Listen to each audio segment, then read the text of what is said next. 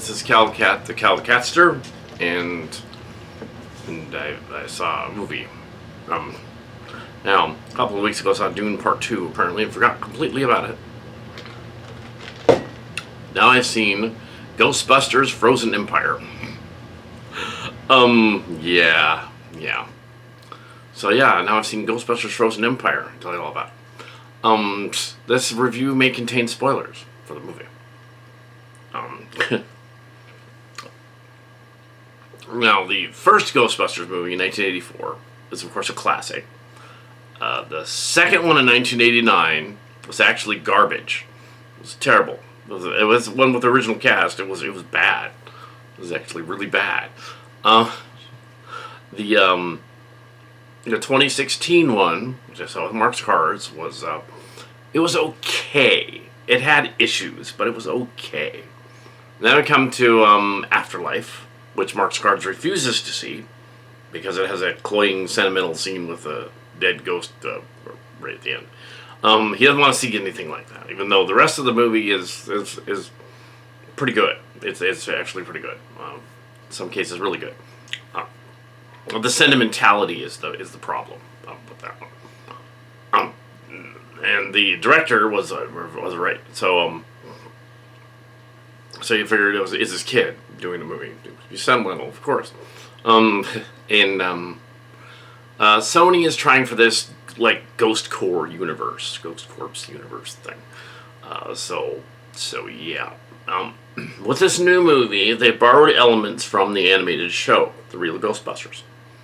There was at least one or two episodes where a ghost tried to seduce one of the characters into unleashing the other ghosts and stuff like that. They do that in here. There's Frozen Ghost one too. So this one there's elements of the animated show. Sure, why not? Real Ghostbusters, cool. As opposed to the other Ghostbusters, Ghost Chasers, which predates it with Filmation.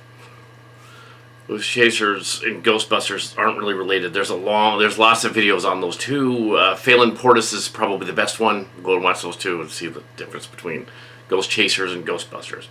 And the Real Ghostbusters, and why it was called the Real Ghostbusters. In a nutshell, there were two competing shows, two cartoon shows at the same time. They were both based on this earlier premise, but the Ghostbusters live-action movie was in name only. It had nothing really to do with the Ghost Chasers. It just had similar ray guns, similar guys in a vehicle chasing ghosts. That's it. Other than that, name change. So when they made the animated show, The Real Ghostbusters, they were like, we have to call it The Real Ghostbusters because there's another one that they have released by Filmation. Another company got to release it. And that's what happened. So that's why they had to call it The Real Ghostbusters. Now, that was in the 90s. And also, the idea that the guy that collects mold, spores, and fungus would actually have a wife and have a child from the last one is baffling. That he would reproduce. Since exploring the lore since the Afterlife movie, it appears that the wife predates the first Ghostbusters movie because she would have to. She's earlier than the first Ghostbusters movie, so she was just not mentioned during the other two Ghostbuster movies at all. And no, there's no connection with Sigourney Weaver and the kid in the 89 movie. Or just not Sigourney Weaver, it's someone else. So we have Paul Rudd as the main character of this one. We've got McKenna as the girl. But yeah, we have now they're in New York in the new one, and they've gone to New York and they've been there a year or so. The Aykroyd character and the Murray character, and mainly Ernie Hudson's character and Aykroyd's character are buddies, and they're running things. Apparently, Winston owns the firehouse and had it rebuilt so they could be Ghostbusters again, and had the car fixed up so they could be Ghostbusters again. So Adam Savage does not need to wreck his Ghostbuster car to age and antique it. He can just keep it the way it is. Because in the new one, it's all fixed up. So we have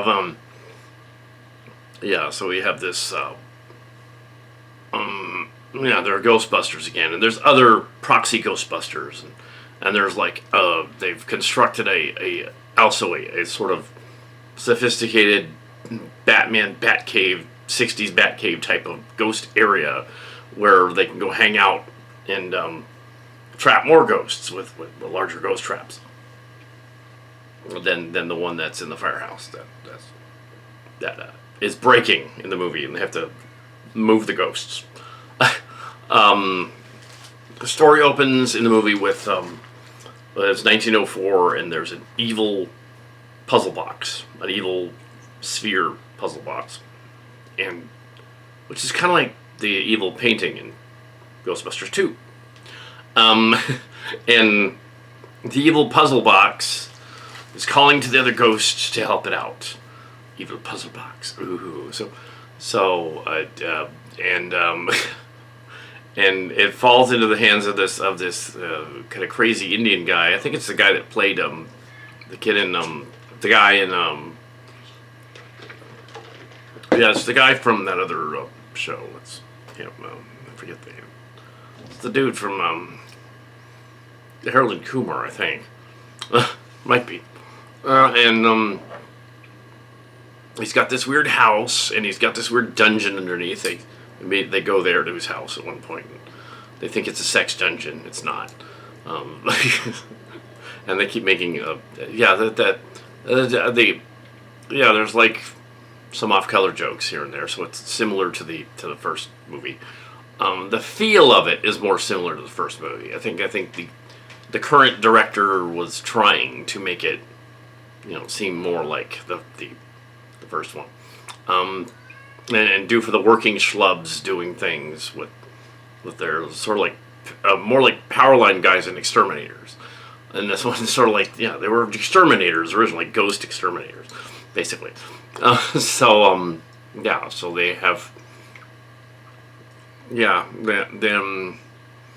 the daughter is now 15, and she's disenfranchised because she's 15 and she's not old enough to do all the Ghostbuster things, and they do this one action scene, and the mayor gets them in trouble, and it's the same mayor as the mayor in the original. He's apparently still around after 40 years, or he's been promoted to mayor at this point. Now, maybe that's the joke. Yeah, I think he's been promoted. So earlier he was something else, but now he's a mayor.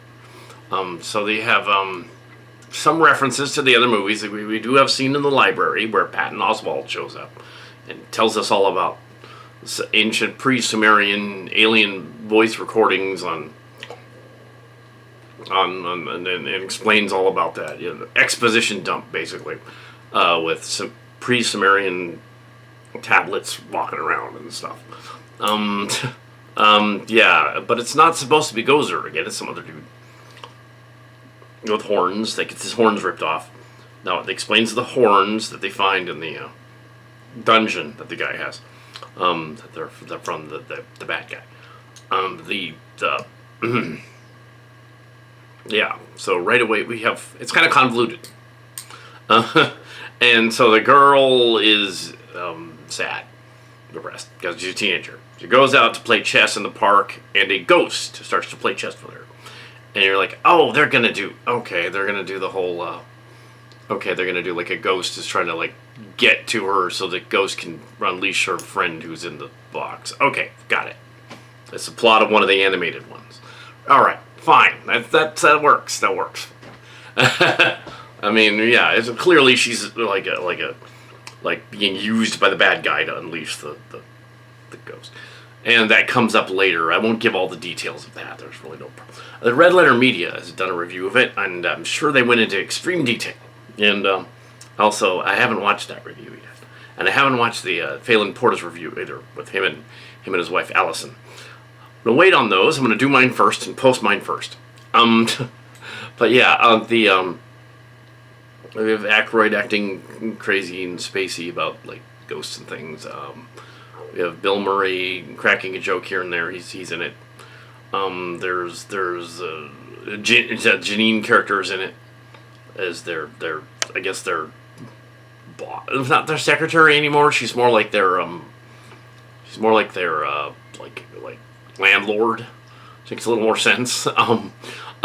That makes a little more sense. Yeah. Upstairs in the attic is Slimer, or a version of Slimer, who they found up there. The boy befriends. The boy's 18. He befriends it. Meanwhile, the girl is being led over to this ghost place where she's going to do some ethereal, trippy thing and try to commune with the ghost. I won't give that away because it's kind of silly. I won't give that away because I was like, okay, that yeah, kind of making fun of the previous movie, which I like that they're making fun of the previous movie, but also, yeah, that part was kind of weird. But yeah, that's the apex of what happens here because the bad guy shows up and uses her to open the porthole and start freezing things. So and then they got to fight the freezing demon guy, space, or the past or something who was in the sphere. It does beg the question that if in 1904 it did that to the whole room, why didn't it do that to New York back then? But yeah. How does his power even work? Seems to imply that his power comes in and then freezes things. And then I would assume anybody frozen solid on anything would be dead. And yeah, they'd have a lot of dead bodies lying around. So there's body count in this one. It's like as if Kal Kat and Mark's Cards wrote a Ghostbusters. Or Kal Kat tried to imitate Mark's Cards writing a Ghostbusters. For that, I will give it credit. This was like probably what I would have done. At least some of it. The ghost gag. The ghost girl, the ghost gag thing. I'm sure the ghost girl thing is upsetting the right-wing nutjobs. Because, oh my goodness, there's so much chemistry between this girl and the ghost that it's like, oh, yeah, they're probably triggered by all this. Like, yeah, but she's using her to get to the bad guy. It's not chemistry. And then later on, she of course turns on the bad guy because that's what the anti-hero does. When the anti-hero that seems to be a villain is thrown into the red herring mystery scenario, that's what they do. They turn and they say, oh no, maybe I'll help you now. Help your friend to be the fire god or whatever. The fire master. that does make him sound like he has an S&M dungeon. The fire master. I will put my fire on you. It's sriracha hot sauce. Yes. So yes. Yeah. So there's yeah. I didn't hate it. I didn't hate it. I couldn't hate it. I thought it's a better movie than the 2016 one. The 2016 one was missing a lot. It had problems with the jokes. Two of the ladies in it were funny. The rest were not. The black lady was funny, and one of the blonde lady was funny in that one. The other ones were not. They were too weird. But in this one, less sentimentality, more working stiffs doing their job, and that's what the original was about. So there you go. There's a scene with the lion coming out and that little thing again. But that's different in that one. There's a possessor alien that goes around. A ghost. A possessor ghost. Essentially, they were cribbing that from Canary Space. There's the possessor aliens. No, they weren't. But yeah, that's kind of how that would work. That's totally how that works. So there's a Distant Destiny. There's a Kal Kat and Brown reference in Ghostbusters, this movie. This character, the possessor alien. Possessor ghost. Oh, yeah. So they used that. That's cool. I did not help with the script. They must have just seen the review and gone, like, we like the stuff that he talked about. but yes, yeah, they have like another ghost thing. The ghost chamber and the firehouse is breaking down. It's coming apart. The demon guy gets his horns back and puts them on. That's where you get that scene in the trailer where he goes, oh, there's a horny guy over there. Made that joke. The problem with the teaser trailer, though, is that the trailer kind of shows what happens at the end of the movie. and gives away too much. What I would have done with a trailer like that, so I would have shown more of the working schlub moments, such as the libraries, some of the libraries wisecracks, some of the goofy shit with Aykroyd going on about Sumerian things and them kind of looking at him funny. I would show that scene where the girl sees a ghost playing chess with her. I would show that instead, and just a little hint of that stuff near the end to freak you out, so that you want to go see this movie. Because the trailer, that I don't know why they cut that trailer like that. That's just, yeah, it's like, okay, if you do it like that, it looks like a Roland Emmerich movie. It's like, don't do that. Just don't do that. It's not Roland Emmerich. Thank goodness. Yeah, Ghostbusters Frozen Empire. Probably also would have chosen a different name.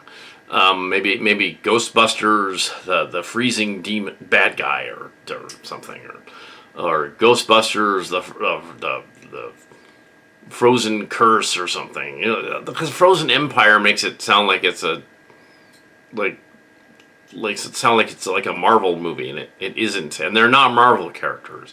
They're humans that know how to fight ghosts with technology. Even though Ghosts is kind of silly too, but they know how to fight the technology with technology. They're using tech. They're using science. Well, made up pseudoscience, but yes. And there are scenes that reference the movie as well. Easter eggs and stuff like that. There's a guy with a colander on his head at one point. They do that gag. But they're looking for something different, a different outcome with that. There's yeah, the chemistry, the dialogue was all right. The Paul Rudd character was a little less annoying in this one. They're going back and forth. Their banter was written a little better. This isn't the same director as Afterlife, but they did a fair job. I think I didn't mind it. I mean, it wasn't. Yeah, it's better than the 2016 one, and it's better than Afterlife, I would say. It's not on a par with the first one, but it's better than the last one was. Yeah, it was more like Ghostbusters. It didn't just have fan service for the last half an hour. It had like an enemy that they really couldn't be fighting, but and then they just But yeah, so Ghostbusters, Frozen Empire. Even 3.5 stars, yeah, sure. 78%. A little, that high. Not quite 80. It's not that good. It's not that good. It's not that bad though. It really isn't. Yeah. And maybe it's because I just saw it a few hours ago. but yeah. I didn't mind it. I saw it in that weird X screen where the screen goes either side of you. That was kind of distracting, but I think it worked. The same screen I saw the Dune movie in. Yeah, so they didn't really address Slimer. Oh yeah, and they made a mistake in not in the movie, but in the Nuvi advertisement for the movie. There was an advertisement for him. This Nuvi lady with giant collagen lips, and she was like, and there was this a trivia contest, and a bunch of us sitting there doing the trivia. I was getting all the answers right, and then they called Slimer Muncher. They said that's Muncher. That's right. I said that's not right. It's Slimer. Everyone knows it's Slimer. They got it wrong. They said Muncher. That wasn't his name. Slimer. Come on. I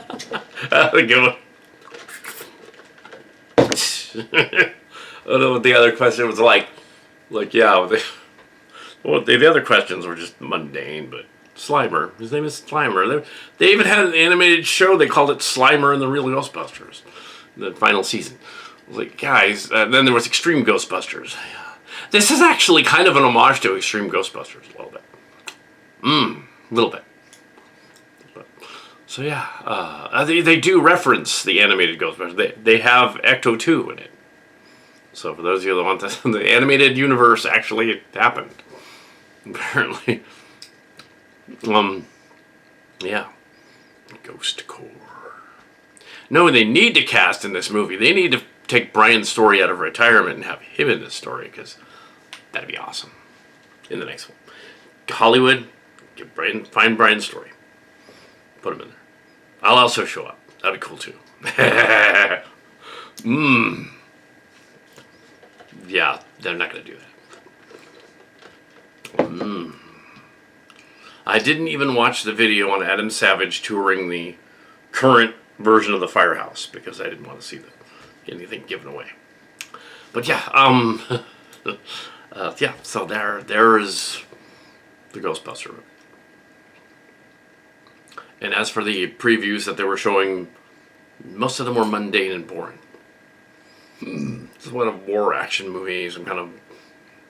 There's a horror movie, a tarot, no. Ooh, the tarot cards are getting them. Ah. What I said, what is this? Card Captor the movie? No, it's called tarot. Oh, well, that's stupid then. It should make Card Captor evil. Magic the Gathering the movie. There you go. That was something big in the 90s. Oh yeah, one of the previews. Remember, did one of the previews. They took my advice from one of my previews, and they said they grabbed an 80s song to play during the Fall Guy movie trailer. It's the wrong song, but they played it. No, if you're going to do a Fall Guy movie, get the Fall Guy song. I know that the names are all different now, and it doesn't make sense, but at least the tune. You know,